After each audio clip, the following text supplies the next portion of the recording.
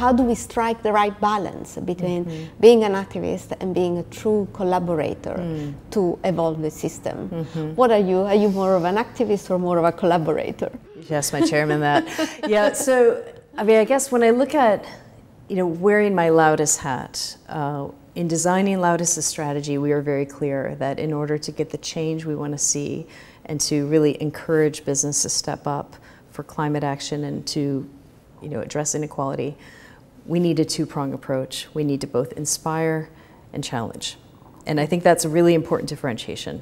And so the answer to your question is you need both. And I also think the challenge side, I mean, if you're looking to challenge business or investors to step up, legislation does that well because it actually creates the floor. And that, one says can lift all boats and you get the laggards to lift up, that's great. But what you miss is almost that delta between compliance and excellence. And that's where I think the power of the market and the power of business is really exciting, because you can actually get the creativity and the innovation and the thinking out of the box about what could be. Yes. And that won't come from legislation necessarily, that will come from leaders and innovators and social entrepreneurs and all the people that are part of our ecosystem at EVPA should be leading that charge. That's what I was going to ask, right? So how can EVPA community play that role of inspiration? I mean, 2023 is a pivot year also for EVPA, for our community. We've all embraced a more ambitious agenda to accelerate change at scale, positive change. So what would be your wishes or your ambition for our community to truly step up our game and play that role of accelerator? Yeah, well, I have a lot of wishes. I think that I think the first thing to realize, our community is very diverse.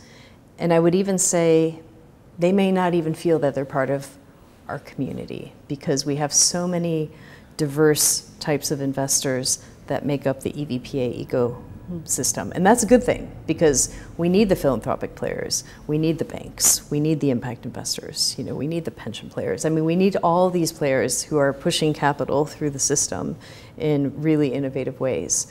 But are we doing enough to connect the dots? So my wish would be first and foremost to make sure that we're getting out of our silos and we're collaborating, we're communicating, we're connecting, and we're seeing how we can amplify each other.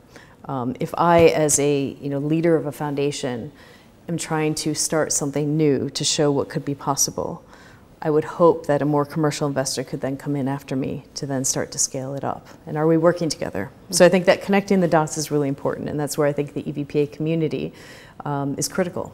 And with the Impact Days coming up, it's a great opportunity to connect with unlikely allies, as we like to say. So connection's number one. I think the second thing, and related to this, we just have to take more risk. And I think what attracts me about the Investing for Impact community is that we do take more risk than, say, perhaps your traditional private equity firm, but probably not enough. I think that things are risky. The context is getting more challenging, and with this kind of cascade of crises, we have to be brave and bold and be able to stick our necks out a bit. And what does that mean in practice? Well, as a philanthropic foundation, we need to be able to support initiatives that can show, say, business and industry different ways of doing things, even if it fails. We need to embrace failure, and we need to talk about our failure so that others can learn from our mistakes and not make the same ones. But I feel right now there isn't enough comfort with risk, and there isn't enough comfort with failure for this community to be able to do that. Yeah. And if we hold back, then that's holding back our potential. No, absolutely. And I think even if you have a very that you have pioneers and leaders in this space that are prepared to take big risk, in the end is how do you create structures that allow for that risk to be catalytic in mobilizing other forms of capital.